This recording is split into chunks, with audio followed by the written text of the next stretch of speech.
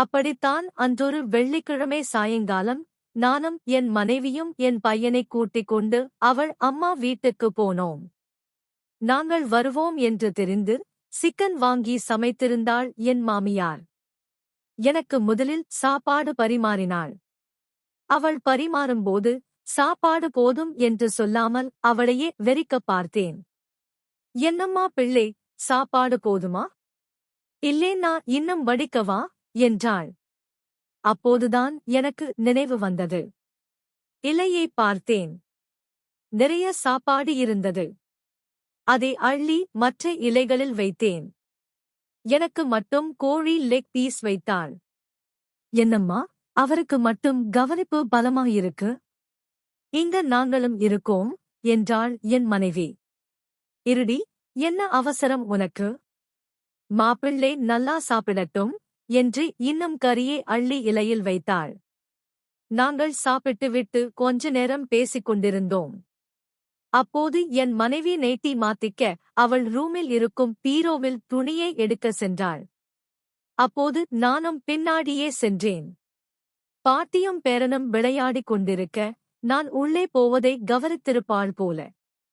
நைசாக உள்ளே சென்று என் மனைவியிடம் பேசிக் கொண்டிருந்தேன். என்னங்க, எங்க அம்மா கவனிப்பு பலமாயிருக்கு. நீங்க இன்னைக்கு அவங்களை பார்த்த பார்வையே சரியில்லையே. என்ன நடக்குது என்று சிரித்தாள்.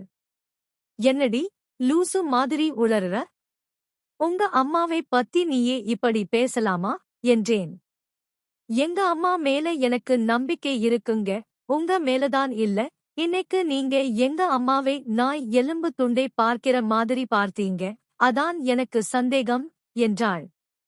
ஒண்ணுமில்லடி. உங்க அம்மா இன்னைக்கு பார்க்க ஏதோ சோகமா இருக்காங்களேன்னு பார்த்தேன்.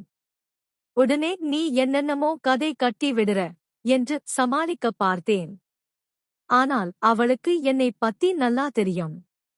அப்படியே பேசிக்கொண்டே விளையாடினேன். ஆனால் கதவை மறந்துவிட்டேன். சரியாக 5 நிமிடம் கழித்து என் மாமியார் உள்ளே வந்தாள். ஐயோ, சாரி மாப்பிள்ளை, தெரியாம வந்துட்டேன் என்று வெளியேயே ஓடினாள். தான் பெருக்க வந்ததாக சொல்லி சென்றது காதில் விழுந்தது. ஆனால் எனக்கு தெரியும், அவள் வேண்டுமென்றே வந்தாள் என்று. நான் வெளியில் சென்று பார்க்க அவள் கிச்சனில. அதனாலதான் என்னையே ரசிக்க ஆரம்பிச்சிட்டீங்க. என் பொண்ணோ உங்களுக்கு சரியா விருந்து கொடுக்கிறது இல்லையா என்றாள். அதெல்லாம் பரவாயில்ல அத்தே. ஏதோ அப்படி இப்படின்னு வேலை செஞ்சிட்டு வா. நீங்க எப்படி அத்தே மாமாவுக்கு பெரிய விருந்தே வைப்பீங்களா? அட என்ன மாப்பிள்ளை, பழசை எல்லாம் கேட்டுக்கிட்டு. எனக்கு உங்க மாமா முகமே மறந்துடுச்சு. இப்போ எனக்கு தெரிஞ்ச ஆம்பளை நீங்க ஒருத்தர்தான் என்று திரும்ப திரும்ப வண்டியை என் பக்கமே ஓட்டிக் கொண்டிருந்தாள். இதுவரை நானும் என் அத்தையும் தனியாக பேசியதே இல்லை. அதுவும் அவள் தனிப்பட்ட விருப்பங்களை கேட்டதே இல்லை. இன்றைக்கு காலமே எங்களுக்கு அப்படி ஒரு சூழலை ஏற்படுத்திவிட்டது. அவள் கதையை கேட்க கேட்க எனக்கு அவளுக்கு உதவணும்னு தோணுச்சு. ஆனால் வேற யாரிடமும் போய் இந்த விஷயத்தை புரிய வைக்க முடியாது. அதனால நானே அவளுக்கு உதவ முடிவு செய்தேன். சரி அத்தே, உங்க இயக்கத்துக்கு இன்னைக்கு விடை கிடைக்கும் என்று சொன்னேன். அவளும் என்ன சொல்றீங்க மாப்பிள்ளை, இன்னைக்கு விடை கிடைக்குமா? என்ன விடை கிடைக்கும் என்றாள். பொறுமையா இருங்க அத்தே, நடக்கிறது தானா நடக்கும். உங்க இயக்கம் அதுக்கான நேரத்தை தானா ரெடி பண்ணிக்கும் என்றேன்.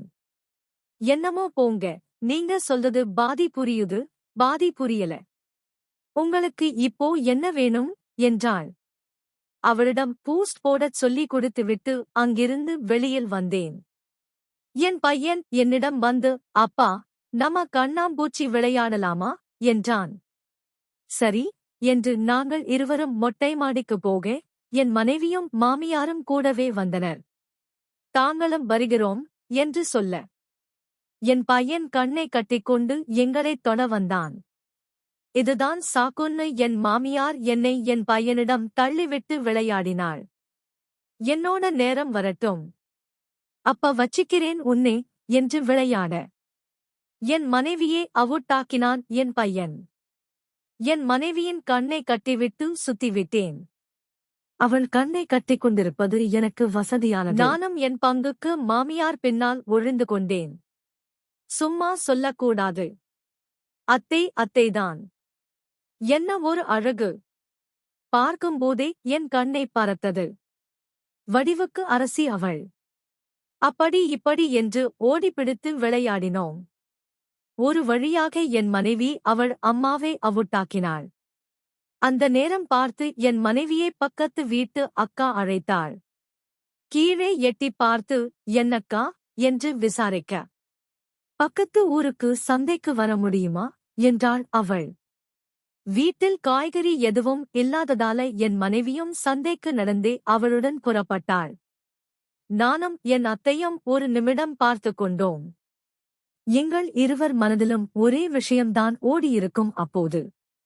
ரொம்பவும் தைரியத்தை வரவழைத்துக் கொண்டு என் அத்தைக்கு துணியால் கண்ணை கட்டினேன். அப்போது என் மகனும் நானும் ஓடி ஒழிய அவள் எங்களைத் தேடினாள். நான் பக்கத்தில் போய் வேண்டுமென்றே என் மகன் கிள்ளுவது போல கிள்ளினேன். அப்போதென்று சுதாரித்த அவள் என்னை பிடித்து அவுட்டாக்கினாள். இப்போது அத்தை என் கண்களை கட்டினாள். கண்ணை முழுவதும் மறைக்காமல் கொஞ்சம் தெரியும்படி கட்டிவிட்டு ஓடினாள். நானும் அங்கே இங்கேன்னு வேணும்னு போங்கு காட்டினேன். அத்தை வெறுப்பானாள். என் மகனிடம் கீழே போய் வீட்டுப் பாடம் எழுது கண்ணா. நானும் அப்பாவும் விளையாடுறோம் என்று சொன்னதும் அவன் படியில் இறங்கி வீட்டுக்குப் போனான். அத்தே, விளையாடலாமா என்றேன். சரி மாப்பிள்ளே. இப்ப நாம 2 பேர்தான். முடிஞ்சா என்னை கண்டுபிடிங்க பாப்போம் என்று ஓடினாள். அவளை பிடிக்கப் போகும்போதெல்லாம் நழுவி ஓடினாள். என்ன மாப்பிள்ளே, உங்க ஓட்டம் அவ்வளவுதானா? உங்களை என்னமோன்னு நினைச்சேன் என்று வம்பு இழுத்தாள். இதுக்கு மேல் கம்முனு இருந்தா நமக்குத்தான் கேவலம் என்று எங்க அத்தையே தொட்டேன். அவுட்டான அவள் ஓடவில்லை.